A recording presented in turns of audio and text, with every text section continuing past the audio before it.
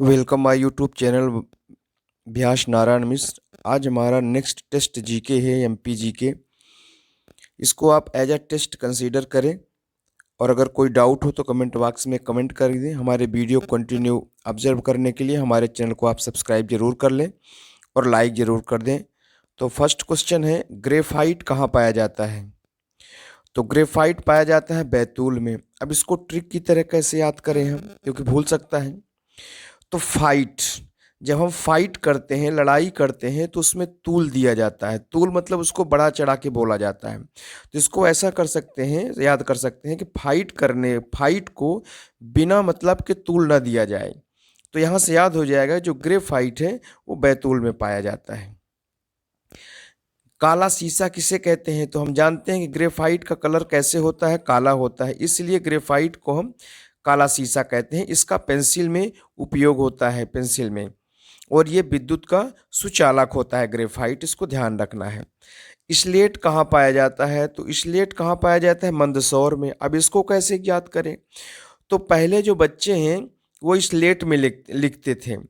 तो जो बच्चे थोड़े से मंद होते थे, थोड़े से कम बुद्धिमान होते थे, वो स्लेट में चीज़ों को बार बार लिखते थे। और पहले पढ़ते कहाँ थे? स्कूल में, छोटे छोटे स्कूल होते थे, बाहर पढ़ते थे, सूर्य के प्रकाश में पढ़ते थे।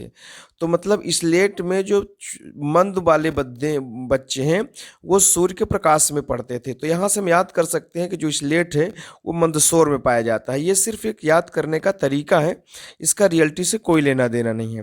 फिर जिप्सम कहाँ पाया जाता है? तो जिप्सम पाया जाता है रीवा में। अब जिप्सम का उपयोग क्या है? जिप्सम को क्या करते हैं? सीमेंट में मिला देते हैं। सीमेंट नगरी किसे कहते हैं? सतना को, है ना। सीमेंट नगरी किसे कहते हैं? सतना को। सबसे ज़्यादा सीमेंट के उद्योग सतना में है। तो सीमेंट में जिप्सम को जब मिला देखते हैं तो दीवालों में जब या कुछ सीमेंट से कोई चीज़, ईंट वगैरह जब यूज करते हैं तो उसमें पकड़ ज़्यादा मजबूत हो जाती है।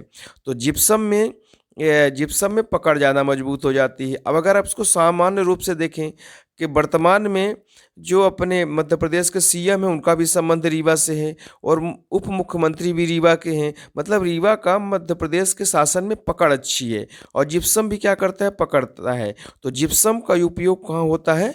रीवा में होता है, रीवा में पाया जाता है सबसे अधिक। जो पहली सीमेंट फैक्ट्री है वो बानमोर के मुरैना में एसीसी सीमेंट फैक्ट्री लगी थी, लेकिन वो सफल नहीं हुई थी। दूसरी जो सीमेंट फैक्ट्री है वो कटनी में लगी थी। लेकिन जो सीमेंट नगरी बोलते हैं, वो सबसे ज़्यादा जो सीमेंट पाई जाती है वो सतना में। सीमेंट नगरी किसे बोलते हैं? सतना को। जैसे उज्जैन को धार्मिक नगरी बोलते हैं, जबलपुर को सांस्कृतिक नगरी बोलते हैं, है ना, और ग्वालियर को न्याय नगरी बोलते हैं, उसी तरह से सतना को सीमेंट नगरी बोलते हैं। इसको ध्यान रखना है। माधव राष्ट्रीय उद्यान कहाँ पाया जाता है? तो ये पाया जाता है शिवपुरी में। अब इसको कैसे याद रखें? माधव मतलब कृष्ण, कृष्ण शिव जी की पूजा करते थे, माधव की पूजा करते थे। तो माधव राष्ट्रीय उद्यान कहाँ पाया जाएगा? शिवपुरी में पाया जाएगा। सर्वाधिक तेंदुए कहाँ पाए जाते थे? अब तेंदुए जानते हैं कितने खतरनाक होते हैं और जंगल में पाए जाते हैं। तो इसका मतलब तेंदुए कहाँ पाए जाएंगे? खतरनाक हैं, तो इसका मतलब वो शिवपुरी में ही पाए जाएंगे। शिव के पास ही पूरे खतरनाक चीज़ रहती हैं। और शिवपुरी में कौन सा राष्ट्रीय उद्यान है? माधव राष्ट्रीय उद्यान है। इसका मतलब कि जो सर्वाधिक तेंदुए हैं वो माधव राष्ट्रीय उद्यान में पाए जाएंगे और शिवपुरी में पाए जाएंगे।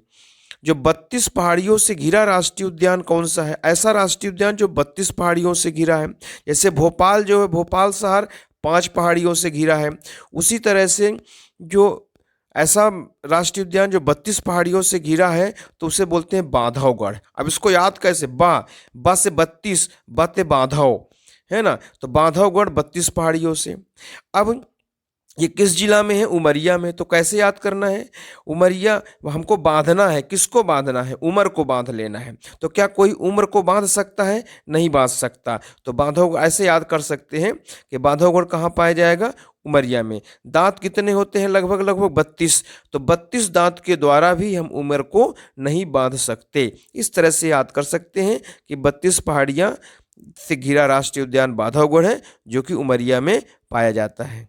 नेक्स्ट क्वेश्चन है एमपी में कितने नगर निगम है? तो पहले लिखा करते थे 15 है, लेकिन अब वर्तमान में है एमपी में 16 नगर निगम है। साइबर फोरेंसिक लैब कहाँ होता है? तो ये भोपाल में है। एमपी के पहले पुलिस महानिदेशक कौन थे? तो बीपी दुबे। अब इसको याद कैसे रखना है? तो जो निर्देश देगा उसका बीपी बढ़ा रहता है। अरे हम निर्देश दे रहे हैं, कौन पालन करेगा, कौन लड़ने लगेगा?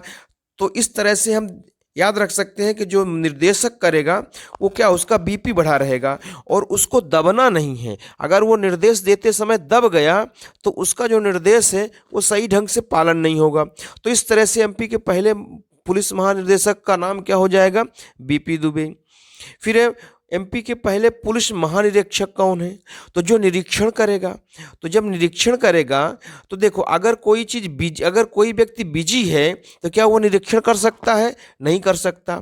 और अगर वो निरीक्षण नहीं करेगा तो घाटे में रहेगा, क्योंकि अगर निरीक्षण नहीं करेगा तो काम सब डिस्टर्ब हो जाएगा। तो यहाँ से हम याद कर सकते हैं कि निरीक्षण करने के लिए बिजी नहीं होना चाहिए, और अगर बिजी रहेंगे तो घाटे में रहेंगे।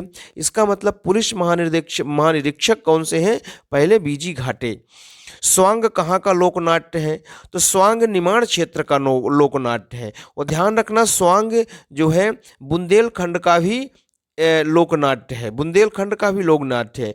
स्वांग लोकनाट्य में जो है नाट्य कम होता है और मंचन ज़्यादा होता है ना। नृत्य कम करते हैं, इसमें मंचन ज़्यादा होता है। ये निमाड़ क्षेत्र में पाया जाता है। निमाड़ क्षेत्र मतलब समझ सकते हैं, बड़वानी है, खंडवा है, खरगोन है, ये निमाड़ क्षेत्र में आते हैं और यहाँ सबसे अधिक भील पाए जाते हैं। गम्मत कहाँ का लोकनाट्य है? तो गम्मत भी जो है निमाड़ क्षेत्र का लोकनाट्य है। ये स्वांग और गम्मत लगभग एक ही जैसे होते हैं। ये खुशी के उत्सव में, त्योहारों में ये नाट्य किया जाता है। फिर नेक्स्ट क्वेश्चन है स्वांग कहाँ का लोकनाट्य? लो, वही क्वेश्चन आ गया। तो अब हम बता सकते हैं कि स्वांग जो है बुंदेलखंड का भी लोकनाट्य है। तो स्वांग जो है निमाड़ क्षेत्र का भी है और स्वांग जो है बुंदेलखंड का भी लोकनाट्य है। बुंदेलखंड में जब ये स्वांग लोकनाट्य होता है तो विभिन्न त्योहारों व उत्सवों पर राई नृत्य जो होता है ना, राई जो अपना राजकीय नृत्य है, ये राजकीय नृत्य जो राई है मध्य प्रदेश का, ये भी बुंदेलखंड का ही है। तो राई नृत्य के बीच में ही जो है स्वांग का प्रदर्शन किया जाता है। इसकी एक विशेष बात यह है कि स्वांग में जो सामाजिक घटनाएं होती हैं, सामाजिक समस्याएं होती हैं, उस सामाजिक समस्याओं को, सामाजिक घटनाओं को स्वांग लोकनाट्य के माध्यम से शासन प्रशासन तक वो पहुंचाया जाता है। उसको समाज में उसको व्यक्त किया जाता है, उस समस्याओं को स्वांग नाट्य के द्वारा प्रेषित किया जाता है।